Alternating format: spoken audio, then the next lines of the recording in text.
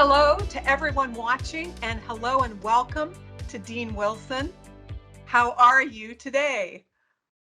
Thank you, Melissa. I am well, and it's an honor to talk to you today.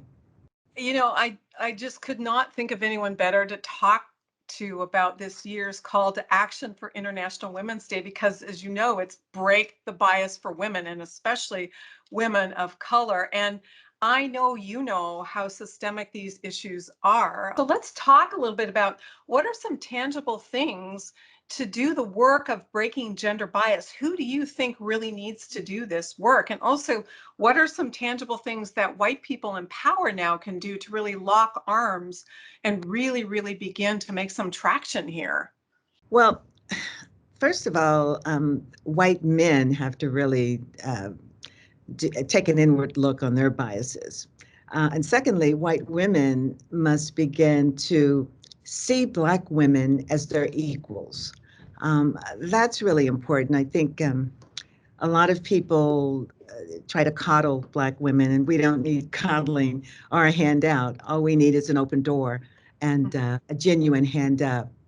I noticed that when I went to my first government contract meeting in Washington, D.C., I was sitting next to a lovely woman, a white woman, and I asked her if she knew how the process worked.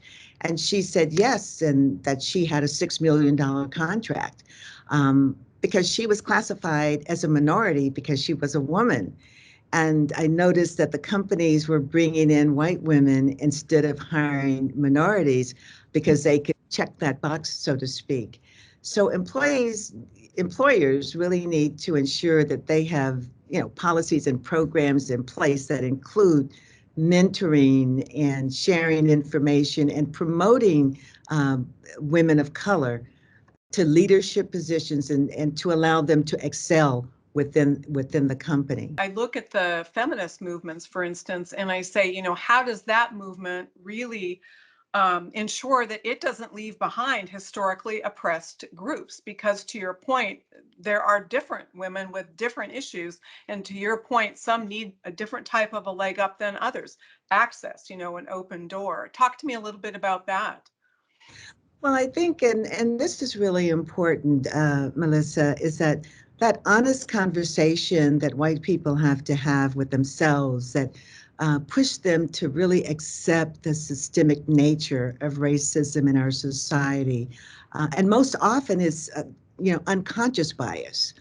There's been stereotypes of Black people that are ingrained deep inside, and those have to be funneled out and definitely not passed down to the younger generation, because I'm optimistic that our young people will change things if they continue interacting with each other. They're getting to know each other as people across racial and culture lines. So, people have the same dreams and aspirations to make a good living for their families, to feed and educate their children, to live in decent housing and be able to live an abundant life. So thank you, Melissa. I really enjoyed it. Thank you, Dean Wilson. Thank you very much.